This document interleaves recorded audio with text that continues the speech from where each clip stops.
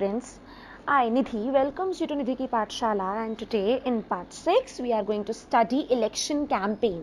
अभी हमने part 5 में पढ़ा था कि किस तरह से we nominate our candidates. So now we are going to start with a new topic which is election campaign. But before starting it, I will request you all to please like, subscribe and share my channel. God bless you all. So the main purpose of election is to give people a chance to choose the representatives. So main purpose अगर हम election का देखें, because हम एक democratic country के अंदर रहते हैं, तो वो पर्पस क्या होता है जिसके अंदर हम ये कह सकें कि लोगों के पास, कॉमन मैन के पास एक चांस है कि वो अपने रिप्रेजेंटेटिव्स को खुद चूज करे, अपनी गवर्नमेंट जो है उसको चूज कर पाए और जो पॉलिसीज उन्हें लगता है कि प्रेफरेबल हैं वो बना पाए. So naturally therefore it is necessary to have a free and open discussion about who is better. Naturally हमें पता है कि हमारे पास फ्रीडम ऑफ स्पीच है and freedom of opinion mandatory होती है ऐसी सिचुएशन में. फाइन, तो अगर हम देखें तो हमें free opinion discussion, free open discussion का अधिकार होता है about who is a better candidate. अगर हम देखें कौन ज़्यादा बेहतर कैंडिडेट है, किसकी पॉलिसी जो है वो ज़्यादा बेहतर है, काम करने का तरीका ज़्यादा बेहतर है, ये सारी चीज़ें हमें कंसिडर करके ही वोटिंग के टाइम पे काम करना चाहिए. क्यों? क्योंकि ये सारी चीज़ें अगर हम देखें हमें एक्टिव सिटीजन के रूप में दिखाती भी हैं. फाइन, सो अगर हम देखें तो this is what happens during election campaign. What? Because we are choosing our representative, so we should know that क्या मैनिफेस्टो के अंदर है उनके, क्या वो लेके आएंगे, क्या बेटरमेंट लेके आएंगे वो हमारे कंट्री की पॉलिटिक्स के लिए. अगर हम बात करें हमारी कंट्री की तो ऐसे कैंपेन्स जो हैं they take place for 2 week period between announcement of the final list of candidates and the date of polling. So naturally there is a gap of at least 2 weeks. Fine, और इस period के अंतर्गत क्या होता है, जो कैंडिडेट्स हैं they just contact their voters. Political leaders जो हैं वो एड्रेस करते हैं इलेक्शन मीटिंग्स को. पॉलिटिकल पार्टीज जो हैं वो they just mobilise their supporters. तो काफ़ी अगर हम देखें तो पैसा जो है वो पानी की तरह बहता है. आपने देखा होगा अपने आसपास जब भी सीएम इलेक्शन होते हैं या पीएम इलेक्शंस होते हैं, ठीक है, चाहे वो फॉर एग्जांपल अगर मैं प्राइम मिनिस्टीरियल कैंडिडेचर की बात करूं तो जब हम देखते हैं सेंटर के इलेक्शंस होते हैं तब भी पानी जो है पैसा जो है बेसिकली पानी की तरह बहाया जाता है. काफ़ी कोशिश की जाती है कि लोगों को मोबिलाइज कर सकें, सपोर्टर्स को मोबिलाइज कर सकें. बहुत सारी पॉलिटिकल पार्टीज जो हैं वो अपनी मीटिंग्स कंडक्ट करती हैं. So this is also the period when newspapers and television news are full of election related stories and debates. तो अधिकतर जब मैं उस टाइम पे जब इलेक्शन का सिस्टम चल रहा होता है, इलेक्शन कैंपेनिंग हो रही होती है, तो मैं देखती हूँ कि सारा टाइम वही इलेक्शन, वही लोकसभा इलेक्शंस अगर हम देखें, वही सीएम इलेक्शंस, वही देखें हम डिबेट्स, सिर्फ पॉलिटिकल स्टोरीज ही कवर करती हैं. फाइन, बट इलेक्शन कैंपेन जो है सिर्फ इधर तक लिमिटेड नहीं रहता. It is not limited to these 2 weeks only. जो political parties हैं they just start preparing for election months before they actually take place. बहुत महीने पहले ही उनका जो काम होता है वो शुरू हो जाता है. because in election campaign political parties try to focus public attention on some big issues. तो हर political party, यहाँ पे जो ruling party है वो भी और जो ऑपोजिशन में है वो भी यही कोशिश करती है कि कुछ बड़े मुद्दों के ऊपर बहस की जाए, कुछ बड़े मुद्दों के ऊपर बात की जाए. And they just want to attract the public to that issue and just get to vote for their party on those basis.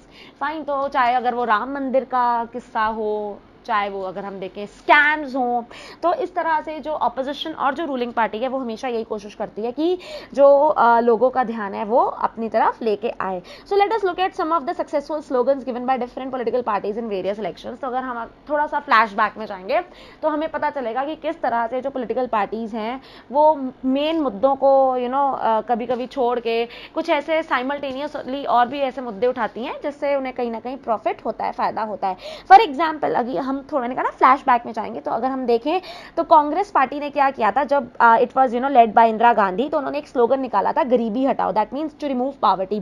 In Lok Sabha elections of 1971, 1971 के टाइम की बात है, जब ये इलेक्शंस के टाइम की बात है लोकसभा, उन्होंने ये स्लोगन लेके आए. इस पार्टी ने प्रॉमिस किया, कांग्रेस पार्टी ने प्रॉमिस किया था कि ये सब क्या करेंगे, रीओरिएंटेशन करेंगे जितनी भी पॉलिसीज हैं कि गवर्नमेंट की, एंड वो क्या करेंगे, उनकी मेन मुद्दा ये होगा just to remove poverty from the country. Fine. अगर हम बात करते हैं डेमोक्रेसी की, तो जनता पार्टी का ये एक स्लोगन था जिसका नाम था सेव डेमोक्रेसी, और ये 1977 की बात है, 1977 की बात है, जब लोकसभा इलेक्शंस होने वाले थे, तब उन्होंने ये स्लोगन निकाला था जिसका नाम था सेव डेमोक्रेसी। तो इस पार्टी ने उस टाइम पे इस पार्टी ने प्रॉमिस किया कि हम वो सारे एक्सेसेस जो they were committed during emergency, उनको हम हटा के वापस से we are going to restore civil liberties. Fine.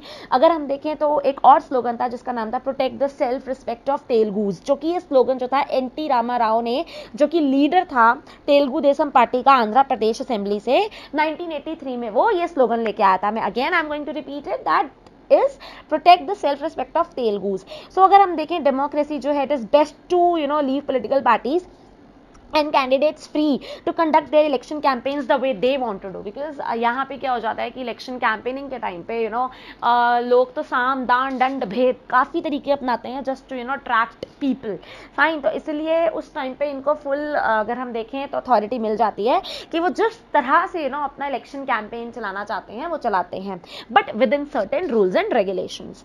So it is sometimes necessary to regulate campaigns to ensure that every political party and candidate gets a fair and equal chance. और ऐसा नहीं है कि सिर्फ एक पॉलिटिकल पार्टी का ही emphasis रहे, हमेशा कोशिश ये की जाती है, इलेक्शन कमीशन ने भी काफी ऐसे रूल्स रेगुलेशंस निकाले हैं जिसके अंतर्गत सब पॉलिटिकल पार्टीज को एक फेयर इक्वल चांस मिले to compete, right. So according to our election law, कोई भी पार्टी और या कोई भी कैंडिडेट ब्राइब या थ्रेटन नहीं कर सकता वोटर्स को कि दम के पार पे थ्रेटन कर रहा है, ब्राइबिंग कर रहा है।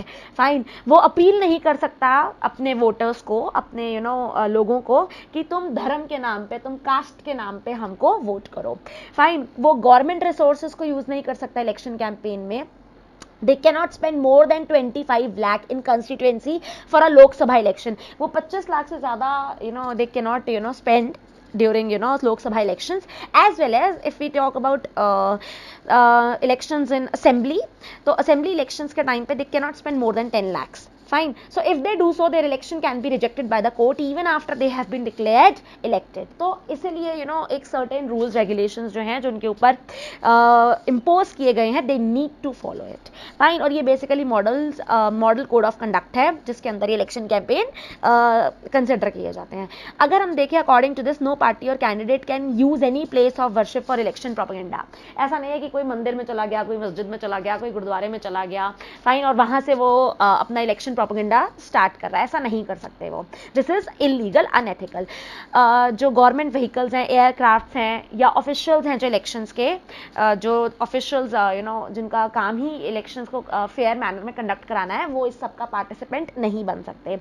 Once elections are announced, minister shall not lay foundation stone of any projects. एक बार इलेक्शन की डेट आ जाती है, नोटिफाई हो जाती है, नोटिफिकेशन आ जाता है इलेक्शन का, उसके बाद जितने भी मिनिस्टर्स हैं, चाहे वो रूलिंग पार्टी के हो चाहे वो अपोजिशन पार्टी के हो, दे कैन नॉट ले एनी फाउंडेशन स्टोन। कोई नया प्रोजेक्ट नहीं शुरू कर सकते, लाइक हॉस्पिटल खोलना, स्कूल खोलना, नई सड़क बनाना, इस तरह का कोई प्रोजेक्ट वो नहीं कर सकते, और किसी भी तरह की प्रॉमिस नहीं कर सकते ऑफ प्रोवाइडिंग पब्लिक फैसिलिटी।